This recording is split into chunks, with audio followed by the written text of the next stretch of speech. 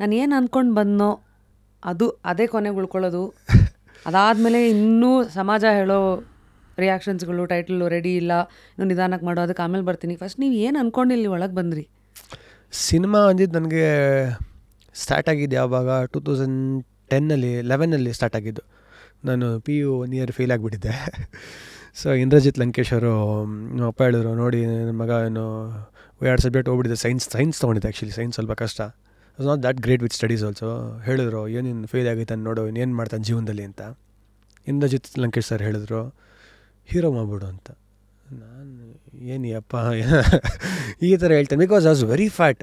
ನಾನು 90 kg ಇದ್ದೆ, 5'7" ಇದ್ದೆ ಹೈಟು. ನಾನು ಸಖತ್ ದಪ್ಪ, ಸಖತ್ ಕುಳ್ಳಕ್ಕಿದ್ದೆ ಅವಾಗ.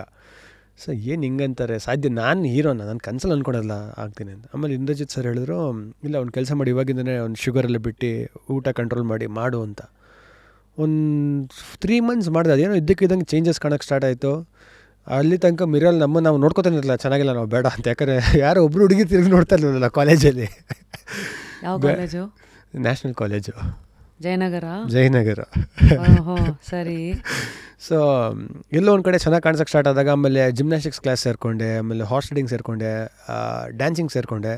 ಇವೆಲ್ಲ ಮಾಡ್ತಾ ವೀಡಿಯೋಸ್ ಆಗ್ತಾಯಿಲ್ಲ, ನೋಡ್ತಾ ಎಲ್ಲರೂ ಅಪ್ರಿಷಿಯೇಟ್ ಮಾಡೋಕ್ಕೆ ಸ್ಟಾರ್ಟ್ ಮಾಡೋದು. ನನಗೆ ನಮ್ಮ ಒಂದು ಕಾನ್ಫಿಡೆನ್ಸ್ ಬಂತು. ಪ್ರತಿ ಸತಿ ನಮಗೆ ಕಾನ್ಫಿಡೆನ್ಸ್ ಎಲ್ಲಿ ತನಕ ನಮ್ಮ ಕಾನ್ಫಿಡೆನ್ಸ್ ಇರೋನು ಏನೂ ಮಾಡಲ್ಲ.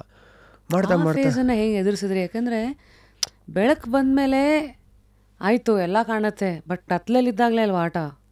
ಆ ಕತ್ತಲಲ್ಲಿದ್ದಾಗ ಅಂದರೆ ಈ ವಿಚಾರದಲ್ಲಿ ವೆಯ್ಟನ್ನು ತೊಗೊಂಡೇ ಮಾತಾಡೋದಾದರೆ ಹೆಂಗಿತ್ತು, ಹೆಂಗೆ ಎದುರಿಸಿದ್ರಿ? What was your go to mantra? ಅಂದರೆ ನಾನು ಸ್ಪೋರ್ಟ್ಸ್ ಪ್ಲೇಯರ್ ಮುಂಚೆಯಿಂದನು. ಸೊ ನನಗೆ ಸೋಲೋದಂದರೆ ಆಗಲ್ಲ. ನನಗೆ ಮೇಜರ್ ಪ್ರಾಬ್ಲಮ್ ಇರೋದು ನಿನ್ನ ಕೈಲ್ಲ ಆಗಲ್ಲ ಅಂದರೆ ಮಾತ್ರ ನನಗೆ ಆಗೋದಲ್ಲಿ. ನಾನು ಏನಾರು ಆಗಲಿ ಅದನ್ನು ಹೊಡಿಲೇಬೇಕು, ನನಗೆ ಅದನ್ನು ಗೆಲ್ಲೇಬೇಕು. ಯಾಕಂದರೆ ಅವಾಗ ಆಡಬೇಕಂದ್ರೆ ಒಬ್ಬ ರನ್ನರ್ ಇದ್ದ ನನ್ನ ಟೀಮಲ್ಲಿ, ಅವ್ನು ನನಗಿಂತ ಸಖತ್ ಸ್ಪ್ರಿಂಟ್. ಅವ್ನು ಹೇಳ್ದ, ಜೀವನದಲ್ಲಿ ನನ್ನ ರೇಸೇ ಮಾಡೋಕ್ಕಾಗಲ್ಲ ಅಂದ. 1.5 ವರ್ಷ 2 ವರ್ಷ ಟ್ರೈನಿಂಗ್ ಮಾಡಿ 2 ವರ್ಷ ಮೇಲೆ ಬಂದು ಹೊಡೆದೆ ಅವನು ರನ್ನಿಂಗ್ ರೇಸಲ್ಲಿ. ಸೊ ಏನಂತ ಹೇಳಿದ್ರೆ ಹಠ, ಏನೋ ಮಾಡಬೇಕು ಅಂತ. ಅವರು ಒಂದು ಎಲ್ಲರೂ ಹೇಳ್ತಾರೆ ಪ್ರೊಡ್ಯೂಸರ್ ಮಗ ಹಂಗೆ ಹಿಂಗೆ ಅಂತ. ನನಗೂ ನಮ್ಮಪ್ಪ ಇಷ್ಟು ದೊಡ್ಡ ಪ್ರೊಡ್ಯೂಸರ್ ಅಂತ ಗೊತ್ತಾಗಿದ್ದೆ ಒಂದು ಪಾಯಿಂಟ್ ಆಫ್ ಟೈಮ್ ಮೇಲೆ. ಯಾಕಂದರೆ ಕಾಲೇಜಲ್ಲಿ ನನಗೆ ಕೊಡ್ತಾಯಿದ್ದೆ ಬರೀ ಪೀಪಲ್ ವೋಂಟ್ ಇವನ್ ಬಿಲೀವ್. ಆ ಕಾಲೇಜಲ್ಲಿರೋ ಯಾರನ್ನ ಕೇಳಿದ್ರೆ ಗೊತ್ತಾಯ್ತು, ನನಗೆ ಪಾಕೆಟ್ ಮನಿ ಕೊಡ್ತಾರೆ 2 rupees ಫಸ್ಟ್ PUಲಿ, ಸೆಕೆಂಡ್ PU 10 rupees. ಯಾರೂ ನಂಬಲ್ಲ, ನಿಜ ಇದು. NCJಲ್ಲಿ ಯಾರು ಇರೋ ಹುಡುಗರು ನನಗೆ ಗೊತ್ತಿರೋರು ಕೇಳಿದ್ರೆ ಗೊತ್ತಾಯ್ತು ಶ್ರೇಯಸ್ ಹೆಂಗಿದ್ದ ಅಂತ. 2 ರೂಪಾಯಿ ಕೊಡ್ತಾಯಿದ್ದು. 1 ರೂಪಾಯಿ ಕಾಯಿನ್ ಬೂತಿತ್ತು ಅವಾಗ. ಫೋನ್ ಮಾಡೋಕ್ಕೆ ಮನೆಗೆ, ಕಾಲೇಜ್ ಮುಗ್ದಿದ್ದೆ ಪಿಕಪ್ ಮಾಡೋಕ್ಕೆ ಬಾ ಅಂತ. ಇನ್ನೊಂದು ರೂಪಾಯಿ ಬಬಲ್ ಗಮ್ ತಿನ್ಕೊಂಬರೋಕ್ಕೆ, ಒಬ್ಬನೇ ರೋಡಲ್ಲಿ ನಡ್ಕೊಂಬರೋಕ್ಕೆ ಬೋರ್ ಆಗಬಾರ್ದಲ್ಲ ಬಬಲ್ ಗಮ್. ಸೊ ಸೆಕೆಂಡ್ PUಲಿ 10 ರೂಪಾಯಿ ಕೊಡ್ತಾರೆ ದಿನ.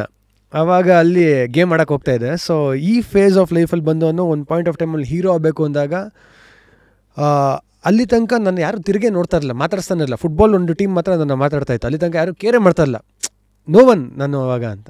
ಯಾವಾಗ ಈ ಆ್ಯಕ್ಟಿವಿಟೀಸ್ ಎಲ್ಲ ಮಾಡೋಕ್ಕೆ ಸ್ಟಾರ್ಟ್ ಮಾಡಿದ್ನೋ, ಜನ ಒಂದು ಅಪ್ರಿಸಿಯೇಷನ್ ಕೊಡೋಕ್ಕೆ ಸ್ಟಾರ್ಟ್ ಮಾಡ್ತಾರಲ್ಲ, ಚೆನ್ನಾಗಿ ಮಾಡ್ತಾಯಿದೆ, ಸಖರ ಕಾಣಿಸ್ತಾ ಕಣೋ ಅಂತ, ಅದೊಂದು ಖುಷಿ ಕೊಡುತ್ತೆ. ಸೊ ಅದನ್ನು ಇನ್ನೇನು ಮಾಡಬೇಕು ಅಂದರೆ ಸಿನಿಮಾ ಅಂತ ಬಂದೆ. ಬಟ್ ಹೋಗ್ತಾ I think cinema become madness ಅಂತ ಹೇಳೋಕ್ಕೆ ಇಷ್ಟಪಡ್ತೀನಿ ಹೋಗ್ತಾ.